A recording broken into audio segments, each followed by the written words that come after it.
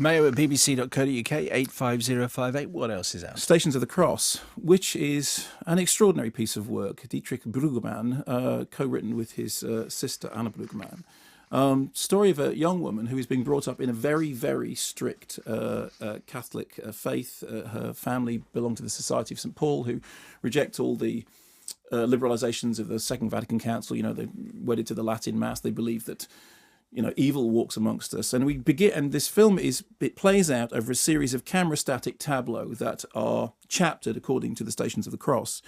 And what happens at the beginning is we see some people being instructed before their confirmation by a young priest who's saying, you know, challenging them on, do they challenge their schoolmates about listening to satanic music, and how they must learn to sacrifice things, and how they must discover opportunities for sacrifice. Meanwhile, back at home, she is constantly, our central character, Maria, played brilliantly, I have to say, by Leah Van Aken, a 14-year-old girl, goes home, back at home, her mother is constantly cross with her, constantly suspicious of her. There's a touch of Carrie White's mum about Maria's mum, and she comes to believe that actually what she really wants to do is to give her life to God in return for the better health of her 4-year-old brother. And it becomes a film about belief and the problem of really, really sort of rigid ritual religion, and also a film about the angst of being a teenager, of anorexia. Very early on, she reaches for a cookie and the priest says, I see an opportunity for sacrifice. And that somehow starts to trigger this strange ritualistic kind of self-destruction. Now, I thought the film was very interesting for a number of reasons. Firstly, because it deals with, you know, subjects in which I am interested in. It reminded me very much of that movie Requiem, which is a very different story about a young woman, brilliantly played by Sandra Huller, who comes to believe that she is possessed of demons. That was based on a real story that also inspired the much more gaudy Hollywood movie, The Exorcism of Emily Rose. I also think of things like Christian Mungiu's Beyond the Hills, the Romanian movie recently. And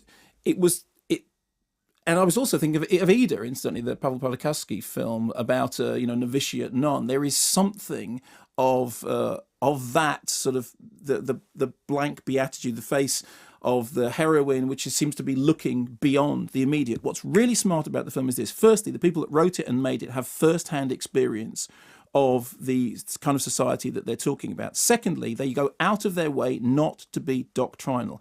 If you wish to see miracles in the film, then you will see them. If you wish to take a completely secular reading of the film, then that is how, the film certainly invites you to see what's going on as being part of a kind of ritualistic breaking down of the character of this child. But the film allows you to make up your own mind. Within these static tableaux, the cast find the space to live and breathe in ways which are profoundly naturalistic, and therefore, although the film itself is as formally constructed as the orthodoxies which it portrays and depicts, within every frame, there is a real living, breathing humanity. It is a film about religion and about fundamentalist religion. It is not specific to any one religion. The writer and director have talked about how it's really to do with fundamental faith of any ilk. It's also about what it means to be a traumatized teenager. It's about the strange crossover between dysfunctional families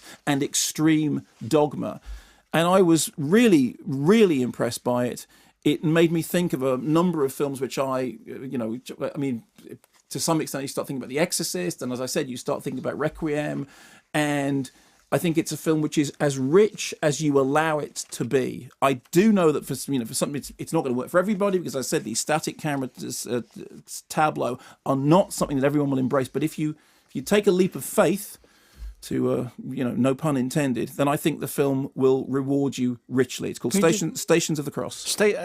Static camera tableau. Yeah, so the camera will stay still largely, and you will then see the action play out in a single shot within that static camera.